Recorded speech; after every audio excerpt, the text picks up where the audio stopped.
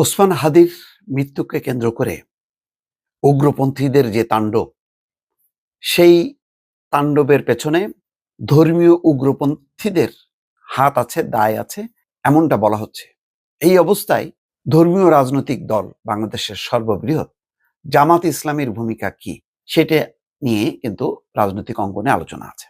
তারা কি সত্যি সত্যি প্রথম আলো, ডেইলি স্টার, এই গণমাধ্যমগুলোতে যে হামলা, ছায়ানটে হামলা, তারপরে ভারতীয় হাইকমিশন কার্যালয়ে হামলার যে ঘটনা, ধর্ম অবমাননার অভিযোগে এক হিন্দু যুবককে পিটিয়ে হত্যা এবং পোড়ানোর যেই অভিযোগগুলো নিয়ে আলোচনা হচ্ছে, তাতে রীতিমতো সবাই উৎকণ্ঠিত যে জামাত ইসলামের আসলে ভূমিকাটা কি। কালকে পর্যন্ত কিন্তু স্পষ্ট হয়নি। যেমন আজকেও শাহবাগে যে অবস্থান, সেই অবস্থান থেকে এনসিপি প্রত্যাহার করেছে নিজেদেরকে। জামাত ইসলামীর ভূমিকাটা কি? দর্শক, এই নিয়ে একটি বিশ্লেষণ। জামাতের আমির ডাক্তার শফিকুর রহমান একটি গুরুত্বপূর্ণ বিবৃতি দিয়েছে। একেবারে টু দ্য পয়েন্ট কিছু কথা বলেছে।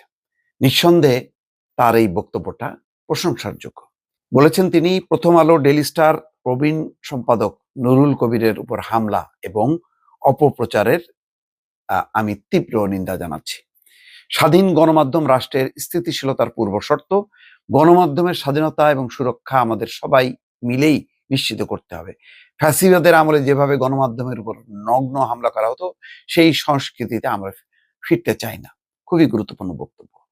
হাই কমিশন কার্যালয় সহ কয়েকটি কালচারাল সেন্টারে ভাঙচুর এবং অগ্নিসংযোগ কোনোভাবেই গ্রহণযোগ্য নয়। মানে আকার ইঙ্গিতে বলে দিল যে এই যে ছায়ানট, তারপরে ভারতীয় হাই কমিশন, এইসব জায়গায় গুলোতে হামলার যে ঘটনা, সেটা গ্রহণযোগ্য নয়। ধর্ম অবমাননা চরম অন্যায় এবং গর্হিত কাজ।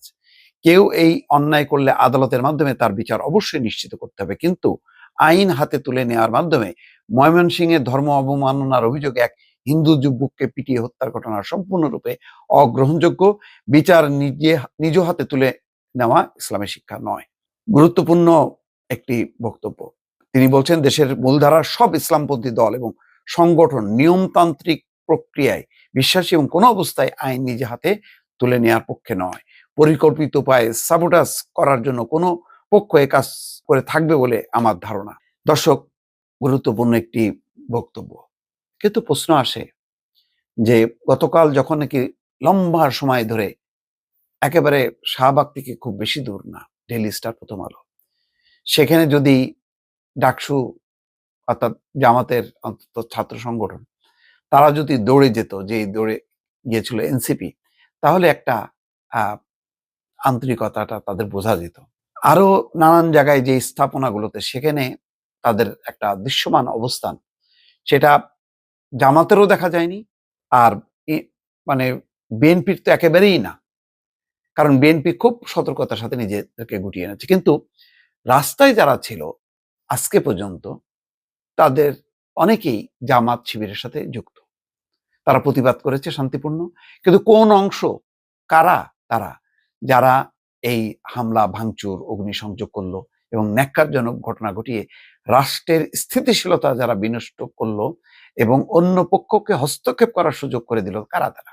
আজকে আন্তর্জাতিক সংগঠনগুলো বিবৃতি দিচ্ছে এবং যেভাবে গণমাধ্যম দুটি পুড়িয়ে ফেলা হলো, নুরুল কবিরের গায়ে যেভাবে হাত দেওয়া হলো, লজ্জায় মাথা হেট হয়ে যায়। অথচ গত 15 বছরে আন্দোলন সংগ্রামে তাদের গুরুত্বপূর্ণ ভূমিকা ছিল। প্রত্যেকে যার যার অবস্থান থেকে আন্দোলন করেছে। ইসলামী রাজনৈতিক দলগুলো তার অবস্থান থেকে, গণতান্ত্রিক রাজনৈতিক দলগুলো তাদের অবস্থান থেকে, বাম রাজনৈতিক দলগুলো তাদের অবস্থান থেকে। কিন্তু আজকে কিছুক্ষণ আগেও তোপখানা রোডে উদীচীর প্রধান কার্যালয় জ্বালিয়ে দেওয়া হলো, ছায়ানট জ্বালিয়ে দেওয়া হলো। উদীচীর সাথে কমিউনিস্ট পার্টির সংযোগ আছে। তারা কি 15 বছরে আন্দোলন করেনি?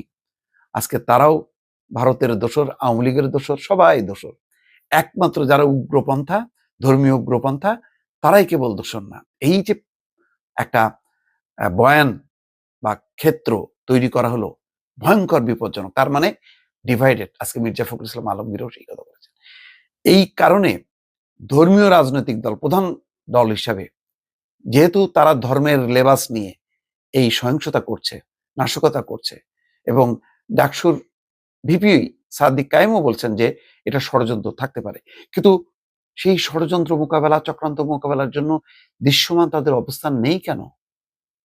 কেন প্রতিহত করা যাচ্ছে না এই দুষ্কৃতিকারীদের, এই দুর্বৃত্তদের?